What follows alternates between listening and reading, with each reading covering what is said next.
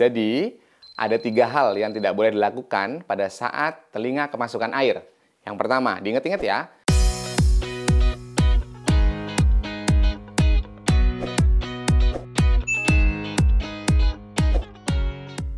Halo Sobat Sehat, kembali lagi bersama saya, Dr. Dhani Yudhistira, di Hi Doc Ina Health. Saya adalah dokter spesialis telinga, hidung, tenggorok, bedah, kepala, leher. Dan kita tahu saat ini musim hujan sudah mulai ada. Anak di luar sering bermain dengan air, terutama air hujan. Tapi hati-hati juga loh, kadang anak kecil saking asiknya main air, sampai-sampai telinganya kemasukan air loh. Bisa dengan sengaja dimasukkan airnya atau dicipratkan oleh temannya sehingga airnya masuk ke dalam telinga. Yang jelas, sebagai orang tua harus cepat memberikan pertolongan pertama. Lantas, caranya seperti apa? Nah, kita jawab saja yuk di Hi Doc Ina Health. Oke, sekarang kita masuk ke pertanyaan pertama ya. Pertanyaan pertama yaitu, ini ada satu pertanyaan bagus nih. Hai dok, boleh tidak ya jika telinga kemasukan air, setelah itu dikorek dengan cotton buds biar airnya menyerap di kapas? Jadi, ada 3 hal yang tidak boleh dilakukan pada saat telinga kemasukan air. Yang pertama, diingat-ingat ya. Yang pertama adalah mengkorek telinga dengan cotton bud. Karena air yang masuk ke dalam telinga apabila dikorek dengan cotton bud, maka akan memperburuk keadaan.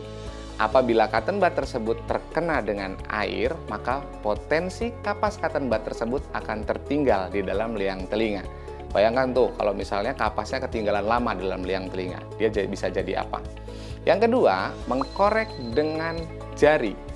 Kuku yang panjang di jari tersebut, apabila mengkorek liang telinga yang ada airnya, akan membuat luka pada liang telinga, sehingga nantinya akan menimbulkan rasa nyeri pada telinga.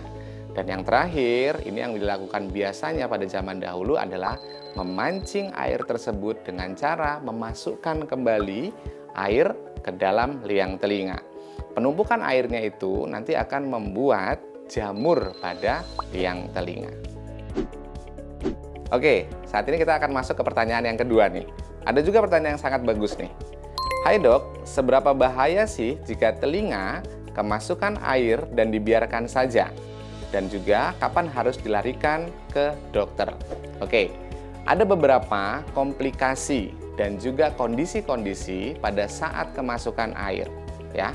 Jadi komplikasi atau kondisi yang paling ringan itu adalah telinganya berdengung. Jadi seperti ada gendangnya di dalam itu, dung dung dung dung dung gitu. Karena ada benda asing berupa air. Namun kondisi yang paling berbahaya itu adalah terjadinya infeksi pada bagian telinga. Baik telinga bagian luar, telinga bagian tengah, maupun telinga bagian dalam. Selain itu juga akan membuat masalah yang paling sering terjadi yaitu jamur telinga. Kenapa? Karena air tersebut akan membuat daerah di dalam liang telinga jadi lembab, sehingga pertumbuhan jamur akan lebih cepat. Nah, kalau misalnya itu sudah terjadi, seperti telinga tertutup atau telinga tidak bisa mendengar, gatal yang sangat hebat, nyeri telinga, berdengung, kadang-kadang keluar cairan, maka segeralah langsung ke dokter. Oke, semoga puas ya dengan pertanyaan yang kedua tadi dan jawabannya. Sekarang kita masuk ke pertanyaan ketiga nih. Hai dok, bagaimana sih tips menangani telinga anak yang kemasukan air? Ini sesuai dengan tema kita nih, tadi kemasukan air pada anak telinganya. Tips yang dilakukan di rumah apabila kejadian tersebut selama 2-3 hari sebelumnya. Kalau sudah lebih dari 2-3 hari, lebih baik dibawa ke dokter saja. Tapi kalau sebelum 2-3 hari, ada tipsnya nih untuk melakukan pengeluaran air dalam telinga yang bisa dilakukan di rumah. Yang pertama, itu adalah mengguncangkan daun telinga secara lembut. Kadang-kadang pada anak itu juga harus diberikan pengertian yang baik bahwasannya ini adalah tidak sakit, atau telinganya nanti jadi akan lebih baik karena dibutuhkan anak yang dalam kondisi yang baik. Nah, cara ini dapat dilakukan di rumah dengan sangat mudah dan dapat langsung dikeluarkan. Caranya bagaimana? Tarik ke belakang dan goyangkan daun telinga dengan lembut sambil memiringkan kepala dengan gerakan ke bawah. ke arah bahu ya. Ingat, ke arah bahu. Atau gelengkan kepala satu sisi dengan yang lainnya sampai airnya itu keluar. Terus yang kedua, caranya gimana? Cara yang kedua adalah memiringkan telinga dengan teknik gaya gravitasi akan mendorong air tersebut keluar yang masuk ke dalam liang telinga tadi. Berbaring saja ke salah satu sisi antara 3 sampai dengan 5 menit dengan kepala di atas handuk. Jadi kita tiduran nih, anaknya diminta untuk tiduran sambil diajak ngobrol boleh, sambil diajak bercerita boleh. Tapi posisi anak harus tidur miring. Di bawahnya jangan lupa diberikan tisu ataupun handuk untuk menyerap air yang keluar tadi.